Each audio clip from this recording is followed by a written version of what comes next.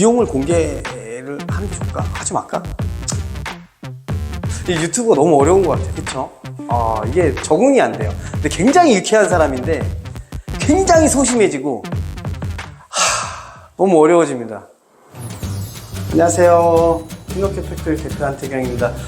여기 고척 대우아파트 33평형 투베이 구조고요. 전체 리모델링 여기 무문선, 그 다음에 뭐 스텝도어, 간접, 실링팩 뭐 이 정도 하고 이제 주방 구조 변경이 조금 있고 확장 두 군데 했고요. 그렇게 진행된 현장이에요.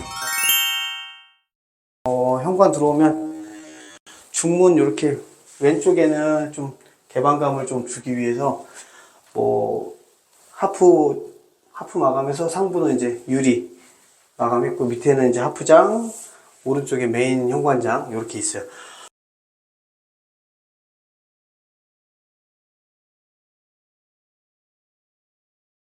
일단 유리를 쓸 때 좀 사이즈 오차 없게끔 해서 최대한 이제 뭐 이제 강화 글라스를 써주는 게 좋아요. 그리고 굳이 이제 이렇게 유리 들어가는 거면 중간에 마감대 없이 유리를 그냥 직접 기역자로 그냥 깨끗하게 선이 얇아 보이게 이렇게 마감하는 게 좋습니다. 저희는 유리는 다 강화 유리를 사용을 해요. 들어가 볼게요. 현관은 일단은 요건 뭐 현관 도어는 시중에서 파는 도어는 아니고요. 제가 이제 손잡이 고안해서 제가 디자인해서 저희 팀에서 문짝 제작해서 분체까지 해서 마감 오는 도어라고 보시면 돼요. 힌지는 이제 하나로 힌지 썼고요. 댐핑된 손잡이를 이렇게 디귿자로 꺾어서 밑에부터 상부까지 한 번에 마감해서 조금 더 연결성이 조금 더 깔끔한 느낌이 있게끔 이렇게 손잡이 디자인해서 별도 손잡이 달지 않아도 얘 잡고 열면 되고 이렇게 열면 돼요. 이렇게 열고 닫을 땐 그냥 이렇게 닫으면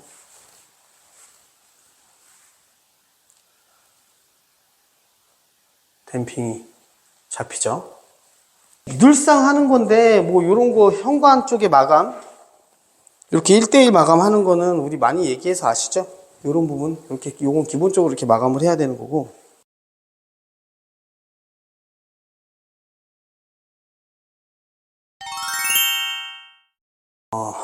자 오른쪽에는 이제 이번에 이제 스텝도어 형식으로 좀 제작을 해봤는데 무문선 마감 이쪽에서는 현관에서는 화이트 왼쪽에 이제 방을 진입하면서부터 이쪽 부분 절반 대각선으로 나눠서 오른쪽은 이제 약간 뭐 회벽 석재 같은 느낌 비슷한 이제 필름을 사용을 해서 마감했고 나머지는 화이트로 마감을 했어요. 그래서 바닥하고 벽체하고 약간 연결성 있게 이렇게 마감을 했어요.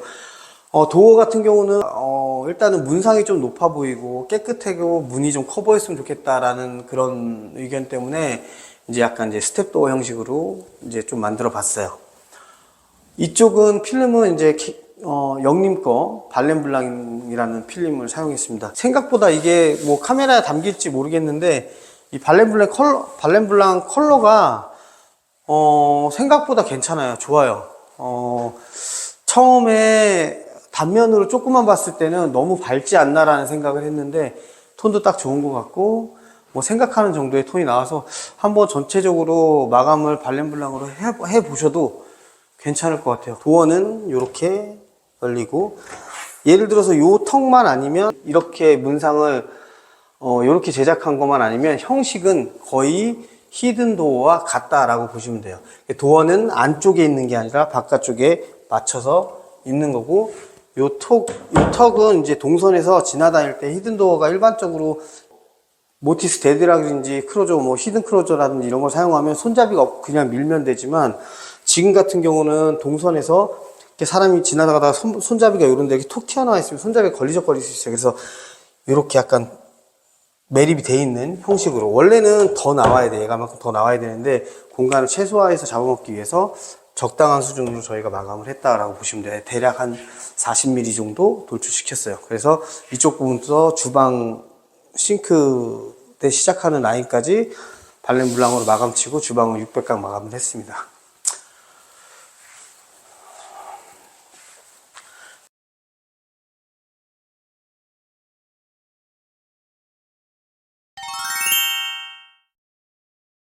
그리고 뭐 거실 쪽은 조명을 좀 최대한 많이 없앴어요. 요즘에는 사실 조명을 많이 없애려고 하는 추세다 보니까 메인 조명이 이제 소파 후면벽하고 소파벽하고 그 다음에 확장부의 천장에 간접을 기역자로 이렇게 했고요. 그 다음에 뭐 멀티 매립등, 그 다음에 2인치 다운라이트로 구성을 했어요. 이렇게 한 요 정도만 잡아도 그냥 기본적인 뭐 편안하게 사용할 수 있는 정도의 조도는 나와요. 그래서 조금 뭐 좀 어둡다 그러면 이제 가운데 메인 등, 서브 등 이렇게 커튼 박스 조명까지.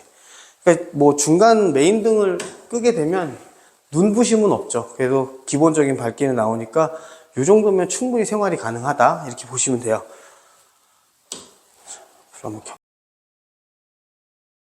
몰딩 없고 대부분이 다 걸레바지가 없어요. 근데 이제 소파 후면벽 쪽에만 거실에는 유일하게 한 군데만 지금 걸레바지가 들어갔는데 여기는 소파가 자리를 잡을 거기 때문에 크게 문제가 안 돼요. 대부분 이제 문제가 되는 데가 뭐냐면 요런 거 사실은 요런 거 조금 중요한데 여기는 날개벽 철거가 안 됩니다. 철근 콘크리트 내력벽이라서 날개벽 철거가 안 돼요. 이걸 감쌀 때 기존 콘크리트 옹벽이 있고 안쪽으로는 확 발코니였기 때문에 단열층이 있습니다. 단열층이 한 100mm 정도 돼요. 100mm 넘는 데도 있어. 대부분 80mm 스티로폼이 들어가 있거나 작아야 60mm짜리 스티로폼이 들어가 있으니까. 그랬을 때 벽 두께가 엄청나. 그러면 얘를 조금이라도 경미하게 하려면 뭐 40mm든 30mm든 조금이라도 줄이기 위해서 걔네들 일단 무조건 뜯습니다. 확장하니까. 그래서 MD로 최대한 깨끗하게 마감을 해서 몰딩이라든지 걸레바지는 절대 타고 도는 형식으로 지나가면 안 돼요. 요게 타고 도는 순간 베린다. 예, 베린다. 우리 이렇게 우리 현장은 날개벽을 몰딩이 타고 돌거나 이런 적은 없어요. 그쵸? 한 번도 못 봤죠?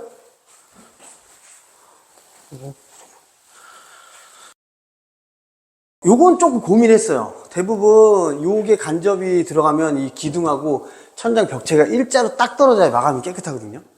근데 대부분 요거 신경 쓸 때 요걸 두려워해. 도배와 요 필름이 만나는 요 구간을 마감이 이상할까봐 되게 두려워해요. 근데 이런 거 겁낼 필요 없어요. 어차피 톤 베이스가 맞으면 오히려 흔히 얘가 돌출돼서 이렇게 튀어나오거나 아니면 이게 애매하기 때문에 여기는 무조건 도배로 감아야 돼요 이런 얘기 한다고. 안 해도 돼. 이렇게 마감해도 깨끗해요. 그래서 연결성 있게 한 번에 저쪽으로 찍어 보실래요? 저쪽으로 이렇게 지금 한 번에 턱 찐 거 없이 벽이 월이 한 번에 떨어져야 이런 것들이 합쳐져야 마감이 깨끗해 보이고 깔끔하고 선이 정리가 돼 있어서 요거 좀 중요합니다. 대부분 아니면 얘를 튀어나오게 이렇게 돌출시켜 버리죠. 얘가 1cm 튀어나오게. 그러면 일단 선이 꺾이니까 절대 예쁘지 않아요. 그게 돌출되는 것보다는 저렇게 뭐 도배 팀들이 뭐 자신 있으면 무조건 이런 식으로 깨끗하게 한 번에 마감 치는 게 좋습니다.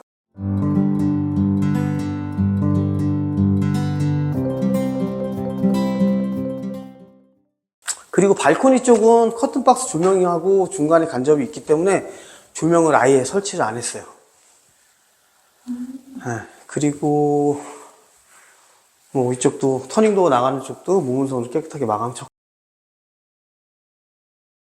보조 수납장인데 확장부에 날개벽 철거가 안 되기 때문에 이쪽은 뭐 에어컨을 안에다 넣기도 뭐하고 그래서 이쪽은 항상 수납장 위주로 쓴다고 보시면 돼요. 그래서 왼쪽에는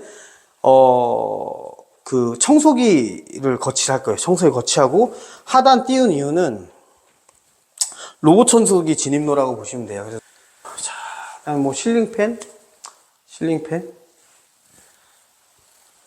요거는 이제 TV 반매립 박스인데 뭐 매립을 하게 되면 완전 매립을 하게 되면 TV가 이 안에서 돌기 때문에 선이 보입니다. 이렇게 TV 사이즈보다 좌우측을 한 3cm 정도 작게 이 반매립 박스를 만들어서 이 깊이감을 좀 줘서 브라켓이라든지 이런 거 걸었을 때 될 수 있으면 이 월에 TV가 딱 붙는 형식.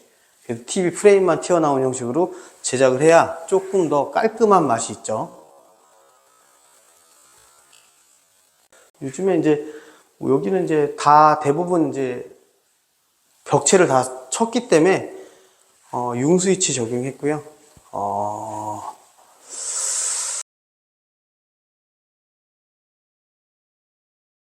이렇게 해서 우리는 손잡이 따로 안 달고 나중에 개방할 수 있게끔.